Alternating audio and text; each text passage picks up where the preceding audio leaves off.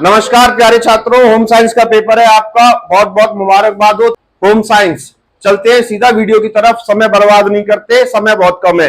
महत्वपूर्ण प्रश्न देखिए, होम साइंस अर्थात गृह विज्ञान एक ऐसा विषय होता है जो कितना भी पढ़ के जाओ लेकिन क्वेश्चन हमेशा जनरल नॉलेज के ही आते हैं, घर से जुड़ी हुई बातें।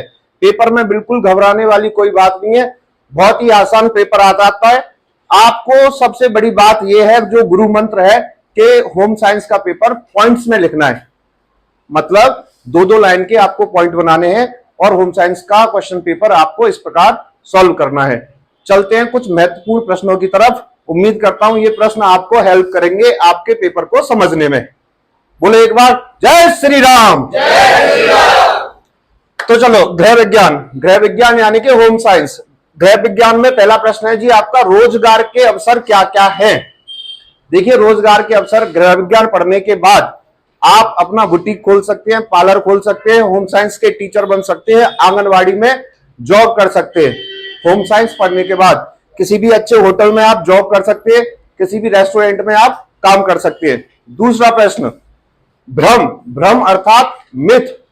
होम साइंस के बारे में कुछ गलत फहमियां हैं, जैसे कि होम साइंस सिर्फ लड़कियों को पढ़ना चाहिए, होम साइंस को पढ़ने के बाद रोजगार नहीं मिलते, और होम साइंस को पढ़ने की जरूरत ही क्या है, ये तो अपनी दादी मम्मी से आप वैसे ही सीख सकते हैं। तो ये हुआ प्रश्न नंबर 2, भ्रम अर्थात मिथ। अब चलते हैं तीसरे प्रश्न की तरफ। संरक्षण शब्द का मतलब होता है बचाना। पेपर में ऐसे पूछा जा सकता है, जल संरक्षण कैसे करोगे, यानी कि घर पे पानी कैसे बचाना है। विद्युत संरक्षण कैसे करोगे, यानी कि बिजली आपको किस प्रकार बचानी है। और खाद्य पदार्थों का संरक्षण, यानी कि खाने पीने की वस्तुओं को आप किस प्रकार बचा सकते हैं, इसको बोलते हैं हम खाद्य संरक्षण।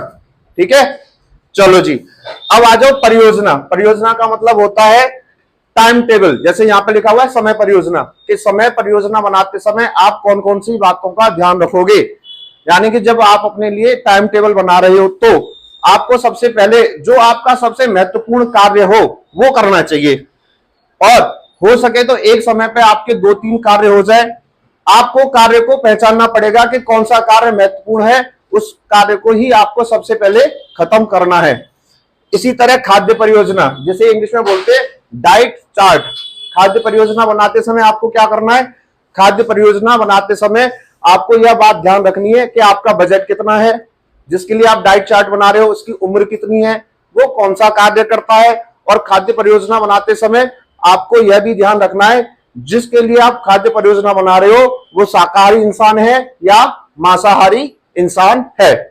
अगला प्रश्न, वस्त्र परिसज्जा। वस्त्र यानी कि कपड़े, परिसज्जा यानी कि सजावट। वस्त्रों को सुंदर और मजबूत बनाने के लिए जो भी तरीके अपनाए जाते हैं उसे बोलते हैं हम वस्त्र परिसज्जा। इसमें क्या होता है, जैसे कि सपोज करिए आप कोई लहंगा लेके आए, आपने उसमें गोटे लगा दिए। अगर आप कोई सूट लेके आए, उसमें आपने अस्तर लगा दिया। आप कोई साड़ी लेके आए, आपने उसमें फॉल लगा दी, तो इस तरह वो हो जाती है वस्त्र परिसज्जा। अगला प्रश्न, गृह व्यवस्थापक। गृह व्यवस्थापक एक ऐसा व्यक्ति होता है जो घर के अंदर सारे इंतजाम करता है। विशेष तौर से हम कह सकते हैं आपकी माताजी, जो घर के अंदर साफ सफाई, कौन सा सामान आना चाहिए, कौन सा सामान नहीं आना चाहिए, किस वस्तु की कमी है, सारे के सारे इंतजाम करते हैं घर के अंदर। साफ सफाई से लेके वस्तुओं का रख रखाव जैसी जिम्मेदारियां अपनाती हैं, ऐसे व्यक्ति को बोलते हैं गृह व्यवस्थापक। बड़े बड़े होटलों में, बड़ी बड़ी कंपनियों में, बड़े बड़े रेस्टोरेंट में, हर जगह कोई ना कोई गृह व्यवस्थापक जरूर होता है। अब आ जाओ जी आप तंतु। तंतु अर्थात धागा। जो आपके कपड़े बनते हैं वो किससे बनते हैं, तंतु से बनते हैं। और इसके लिए हमें धागा कहां से मिलता है, 2 तरीके हमारे पास। नंबर 1 मनुष्य, यानी कि जो मनुष्य ने बनाया है केमिकल के माध्यम से, जैसे कि आपका पॉलिस्टर हो गया, नायलॉन हो गया, ये सारा का सारा होता है मनुष्य निर्मित। और एक होता है आपका प्राकृतिक। प्राकृतिक कहता है जो आपको प्रकृति ने दिया है, जैसे कि रेशम का कीड़ा, यहां से भी तो आप धागा ले सकते हैं।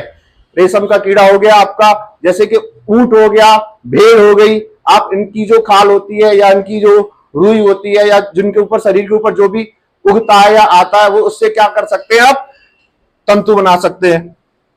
अब आ जाओ जी परिवार। परिवार क्या होता है जी, परिवार आप जानते हो, आप सब परिवार वाले हो। लोगों का समूह होता है जिनका एक दूसरे से खून का संबंध होता है। हमारा ये आप देख रहे हो, हम सब एक साथ हैं लेकिन हम परिवार नहीं है, हम सिर्फ एक क्लास है। परिवार क्या होती है, दो तरह का होता है, एक तो होता है संयुक्त परिवार और एक होता है एकल परिवार। संयुक्त परिवार अर्थात बड़ा परिवार, एक ऐसा परिवार जो गांव में होता है, अधिकतर ये कहां होता है, गांव में होता है, जिसमें आपकी चाचा चाची, दादा दादी, ताई ताऊ सब एक साथ रहते हैं, ऐसे परिवार को बोलते हैं हम संयुक्त परिवार। एक ऐसा परिवार जिसमें बच्चे अपने माता पिता के साथ रहते हैं, उसे बोलते हैं हम एकल परिवार। ठीक है, दिल्ली जैसे शहरों में हम रहते हैं तो यहाँ पे हमारे एकल परिवार है। ठीक है जी। अब आ जाओ स्थान प्रबंधन। स्थान यानी कि जगह का, कम जगह का सर्वोत्तम प्रयोग।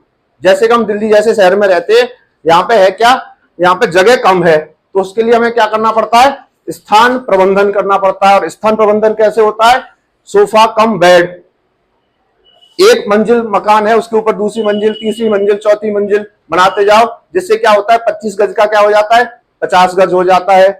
डाइनिंग टेबल कम ड्रेसिंग टेबल, ऐसा अगर हम इंतजाम करते हैं तो हमारे कम जगह का बेहतरीन उपयोग हो जाता है, उसको बोलते हैं हम स्थान प्रबंधन।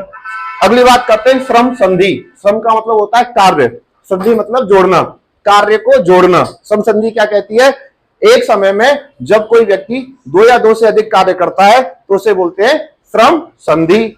उदाहरण, आपकी माताजी ने क्या किया, कुकर पे आलू उबालने के लिए रख दिए, वो झाड़ू भी लगा रही हैं और एक तरफ वॉशिंग मशीन में कपड़े भी धुल रहे हैं, तो इसको बोलेंगे श्रम संधि।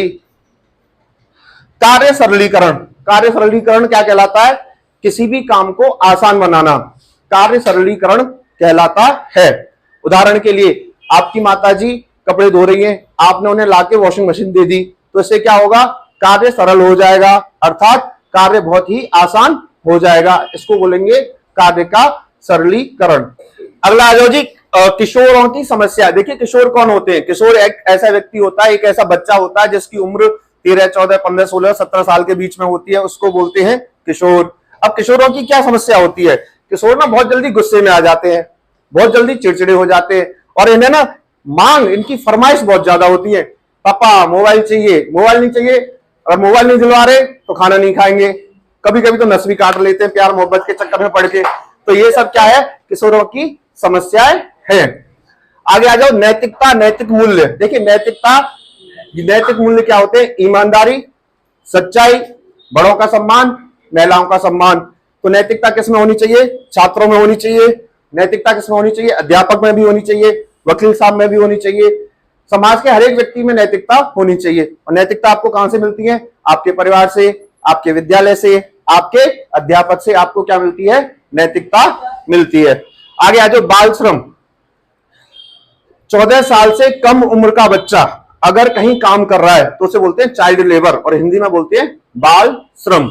ठीक है जी, बाल श्रम। अगला है जी बाल अपराध। बाल अपराध, छोटे छोटे बच्चे होते हैं जो 14 साल के बच्चे होते हैं, आपने देखे होंगे हमारे क्षेत्र में तो बहुत ही ज्यादा है, कभी कभी स्मैक बेचते हैं, पानी की टंकी का मीटर खोल ले जाते हैं, बिजली का मीटर खोल ले जाते हैं, अरे बाइकों के शीशे उतार के ले जाते हैं, जेब कतरी भी करते। तो इस तरह के जो अपराध होते हैं उन्हें बोलते हैं हम बाल अपराध, यानी कि बच्चों द्वारा किए जाने वाले अपराध। अगला है जी संसाधन। संसाधन यानी कि इंग्लिश में बोलते हैं रिसोर्सेज। संसाधन दो तरह के होते हैं, कुछ संसाधन तो भगवान ने बनाए हैं, जैसे कि पेड़, नदी और तालाब, इन्हें बोलते हैं प्राकृतिक संसाधन। कुछ संसाधन मनुष्य ने बनाए हैं, जैसे कि रेडियो, टीवी और पंखा। दोनों में अंतर समझ में आ रहा है, मनुष्य तो निर्जीव बनाता है, टीवी बना सकता है, रेडियो बना सकता है, पंखा बना सकता है, प्राकृतिक यानी कि पेड़, नदी और तालाब। अगला प्रश्न बन रहा है आपका बचत। बचत क्या होती है और बचत को हम किस प्रकार बढ़ा सकते हैं और कम कर सकते हैं, दैट इज कॉल्ड बचत।